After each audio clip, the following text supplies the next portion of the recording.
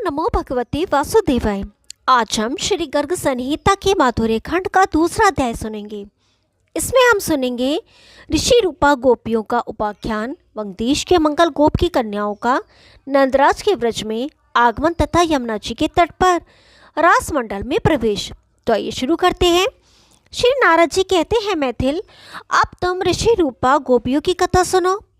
वह सब पापों को हर लेने वाली, परम पावन तथा श्री कृष्ण के प्रति भक्ति भाव की वृद्धि करने वाली है। वंगदेश में मंगल नाम से प्रसिद्ध एक महामनस्वी गोप था, जो लक्ष्मीवान, शास्त्र ज्ञान से संपन्न तथा 9 लाख गौओं का स्वामी था। मिथिलेश्वर उसके 5000 पत्नियां थीं। किसी समय देवयोग से उसका सारा धन नष्ट हो गया।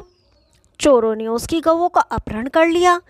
कुछ गौओं को उस देश के राजा ने बलपूर्वक अपने मंगल गोप से अधिकार में ले लिया। इस प्रकार दीनता प्राप्त होने पर मंगल गोप बहुत दुखी हो गया। उन्हीं दिनों श्री रामचंद्र जी के वरदान से स्त्री भाव को प्राप्त हुए दंडकारण्य के निवासी ऋषि उसकी कन्याएं हो गए। उस कन्या समूह को देखकर दुखी गोप मंगल और भी दुख में डूब गया और आदि व्याधि से व्याकुल रहने लगा। उसने मन ही मन इस प्रकार कहा। मंगल बोला, क्या करूं, कहाँ जाऊं, कौन मेरा दुख दूर करेगा। इस समय मेरे पास न तो लक्ष्मी है, न ऐश्वर्य है, न कुटुंबी जन है और न कोई बल ही है। हाय, धन के बिना इन कन्याओं का विवाह कैसे होगा। जहाँ भोजन में भी संदेह हो, वहाँ धन की कैसी आशा। दीनता तो थी ही, काकतालीय न्याय से कन्याएं भी इस घर में आ गई। इसलिए किसी धनवान और बलवान राजा को ये कन्याएं अर्पित करूंगा, तभी इन कन्याओं को सुख मिलेगा। श्री नारद जी कहते हैं, राजन, इस प्रकार उन कन्याओं की कोई परवाह न करके उसने अपनी ही बुद्धि से ऐसा निश्चय कर लिया और उसी पर डटा रहा। उन्हीं दिनों मथुरा मंडल से एक गोप उसके यहाँ आया। वह तीर्थयात्री था। उसका नाम था जय। वह बुद्धिमानों में श्रेष्ठ और व्रत था। उसके मुख से मंगल ने नंदराज के अद्भुत वैभव का वर्णन सुना। दीनता से पीड़ित मंगल ने बहुत सोच विचार कर अपनी चारों लोचना कन्याओं को नंदराज के व्रजमंडल में भेज दिया। नंदराज के घर में जाकर वे रत्नमय भूषणों से विभूषित कन्याएं उनके गोष्ठ में जाकर गौओं का गोबर उठाने का काम करने लगी।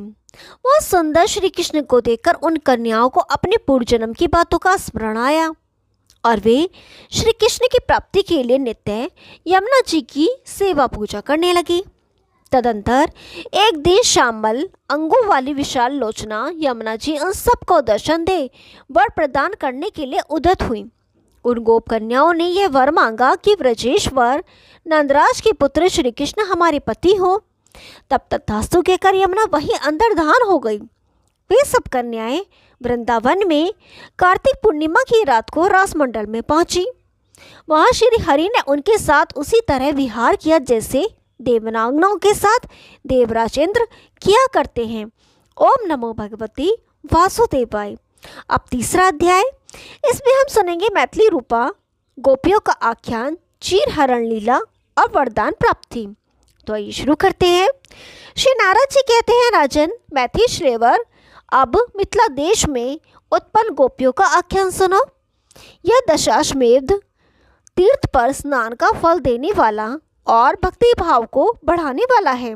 श्री रामचंद्र जी के वर से जो 9 नंदों के घर में उत्पन्न हुई थी, वे मिथिली रूपा गोप कन्याएं परम कमनीय नंदनंदन का दर्शन करके मोहित हो गईं। उन्होंने माघशीर्ष के शुभ मास में कात्यायनी का व्रत किया और उनकी मिट्टी की प्रतिमा बनाकर वे षोडोपचार से उसकी पूजा करने लगी। अरुणोदय की वेला में वे प्रतिदिन एक साथ भगवान के गुण गाती हुई आती और श्री यमुना जी के जल में स्नान करती थी। एक दिन वे व्रजांगनाएं अपने वस्त्र यमुना जी के किनारे रखकर उनमें जल में प्रविष्ट हुई और दोनों हाथों से जल उलीचकर एक दूसरे को भिगोती हुई जल विहार करने लगी। प्रातःकाल भगवान श्याम सुंदर वहां आए और तुरंत उन सब के वस्त्र लेकर कदम पर आरूढ़ हो चोर की तरह चुपचाप बैठ गए। राजन, अपने वस्त्रों को ना देखकर वे गोपकन्याएं बड़े विस्मय से लज्जा गईं और कदम पर बैठे हुए श्याम सुंदर को देखकर हंसने लगी।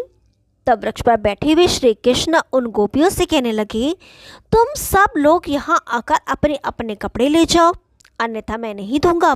राजन, तब वे गोप कन्याएं शीतल जल के भीतर खड़ी खड़ी हंसती हुई लज्जा से मुंह नीचे किए बोली, हे मनोहर नंद नंदन, हे गोपरत्न, हे गोपाल वंश के नूतन हंस, हे महान पीड़ा को हरने वाले श्री श्याम सुंदर, तुम जो आज्ञा करोगे वही हम करेंगे।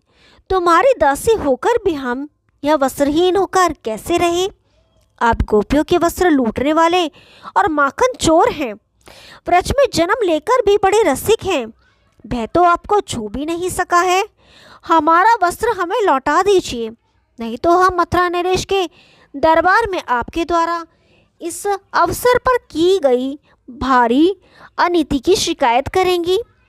श्री भगवान बोले, सुंदर मंद हास्य से सुशोभित होने वाली गोपांगनाओं, यदि तुम मेरी दासियां हो तो इस कदम की जड़ के पास आकर अपने वस्त्र ले लो, नहीं तो मैं इन सब वस्त्रों को अपने घर उठा ले जाऊंगा। अतः तुम अविलंब मेरे कथनासार कार्य करो।